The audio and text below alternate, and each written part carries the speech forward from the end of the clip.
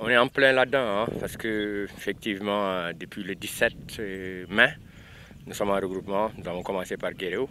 Aujourd'hui, on se retrouve ici. Donc, on est resté 3 ou 4 mois ici ensemble, enfermés, pour travailler, pour bien nous préparer par rapport à ces éliminatoires-là.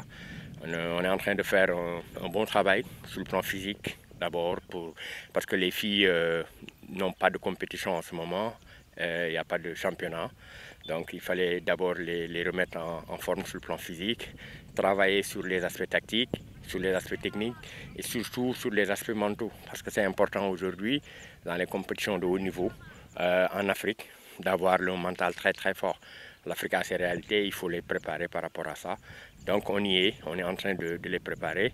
Et là, cette semaine, on va avoir la possibilité d'évaluer un peu tout le travail qui a été fait pour nous projeter carrément maintenant sur la dernière ligne droite pour voir où est-ce qu'on va orienter le travail par rapport à ce qui a été fait, si ça a été bien assimilé, quels sont les problèmes qu'on peut voir et comment on peut articuler le reste du travail pour aller direct sur les éliminatoires contre le Libéria au mois d'octobre. Alors cette évaluation se fera à travers les 2 matchs amicaux en vue? Oui. Absolument, parce qu'effectivement, nous avons joué des matchs amicaux, mais avec des écoles de sport, des centres de formation, des garçons, des U15. Ils sont rapides, ils sont jeunes, ils nous mettent de la vitesse et ça nous permet de voir ce que nous sommes en train de faire. Mais là, on a l'opportunité d'avoir une équipe féminine, une équipe qu'on connaît bien, qu'on a rencontrée au tournoi de l'UFOA.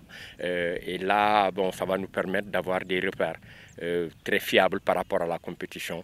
Et ça va permettre à ces filles-là de jauger le niveau de leur travail, de se jauger par rapport à ce qui a été fait, mais surtout par rapport aux prochains adversaires, pour pouvoir nous fixer sur ce que nous avons de bien et ce qu'il y a comme choses à améliorer pour nous permettre de sortir victorieux de cette double confrontation contre le Libéria.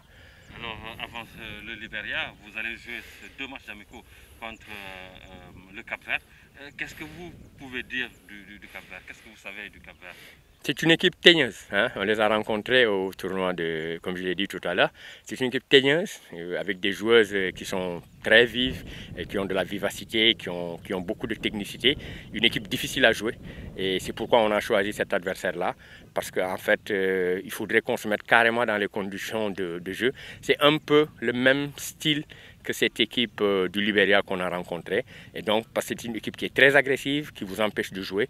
Et donc, on va essayer de voir avec cette équipe-là comment on va essayer de passer et nous fixer par rapport au match contre le Libéria. Alors, au-delà de cet aspect physique, technique, entre autres, nous avons remarqué qu'il y a une bonne ambiance dans le groupe. Comment est-ce que vous parvenez à gérer cela dans une équipe féminine? Ce n'est pas toujours évident. C'est pas évident parce que souvent avec les équipes féminines, on sent qu'il y a des problèmes, il y a des clans. Mais là, notre objectif au départ, c'était de mettre un climat d'apprentissage positif. Et ça, c'est notre discours de tous les jours parce qu'on leur fait comprendre tous les jours qu'on ne peut gagner qu'ensemble. Il va falloir qu'on sorte des querelles, qu'on sorte des trucs individuels et qu'on mette la nation devant. Et aujourd'hui, elles l'ont compris, c'est devenu une famille. Elles sont prêtes à se battre ensemble. Elles sont prêtes à mourir ensemble sur le terrain s'il le faut. Et je pense que c'est un des aspects sur lesquels nous avons le plus insisté durant ces 4 mois.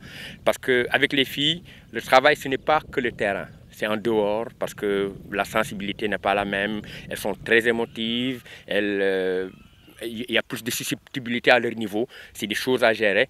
Mais je pense qu'aujourd'hui, nous avons l'expérience qui nous permet de régler ces situations-là avec. Et aujourd'hui, ça commence à prendre forme. On sent une équipe où il y a une bonne ambiance, où les filles ont envie de vivre ensemble. Parce que ce n'est pas évident d'être enfermées ici pendant 4 mois. Il faudrait trouver des moyens pour leur permettre d'être heureuses, d'être joyeuses, de trouver du bonheur dans ce qu'elles font, tout en cherchant à donner du plaisir au peuple sénégalais à travers cette qualification.